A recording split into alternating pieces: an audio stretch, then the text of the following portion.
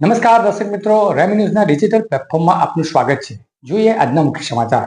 Bardoli court ખાતે commercial court 1/2015 જે બન્યો છે તેના અનુસંધાને 2018માં જે અમેન્ડમેન્ટ આવ્યું છે તેના કારણે કલમ 12 મુજબ મીડિયેશન કોઈપણ પક્ષને કોમર્શિયલ સૂટ દાખલ કરતા પહેલા મીડિયેશનમાં આવવું જરૂરી છે અને તે મીડિયેશન સેન્ટર પહેલા આપણે સુરત ખાતે હતું, જે આજરોજ બારડોલી મુકામે વકીલશ્રીઓની લાગણીને માન આપીને માનનીય પીડીજે સાહેબ શ્રી દ્વારા તાત્કાલિક ધોરણે શરૂ કરવાનું કહેતા આજરોજ બારડોલી કોર્ટ મુકામે કોમર્શિયલ કોર્ટનું મીડિયેશન સેન્ટર ચાલુ કરવામાં આવેલું છે.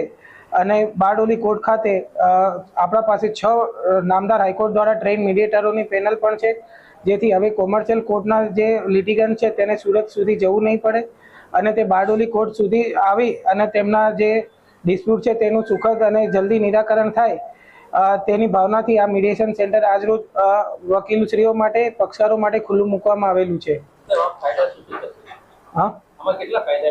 આમાં ઘણા બધા ફાયદા રહેશે, કારણ કે આ છે સૌથી પહેલું તો સુરત સુધી જવું નહીં પડે, લોકોને બારડોલી મુકામે જ મીડિયેશન થઈ જશે અને વધુ કે દાવ દાખલ કરતા પહેલા જ આમાં સમાધાનની જોગવાઈ છે, એટલે જે દાવાની લાંબી પ્રક્રિયા છે તેનાથી પહેલા જ મીડિયેશન કરાવી પક્ષકારોને બોલાવી એનું સુખદ સમાધાન કરવામાં આવશે આમાં.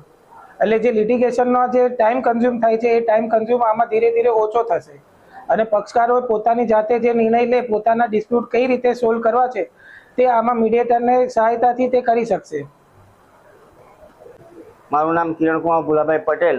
આજ રોજ બારડોલી કોર્ટ પરિષદમાં કોમર્શિયલ મીડિયેશન સેન્ટરનું ઉદ્ઘાટન કરવામાં આવ્યું છે.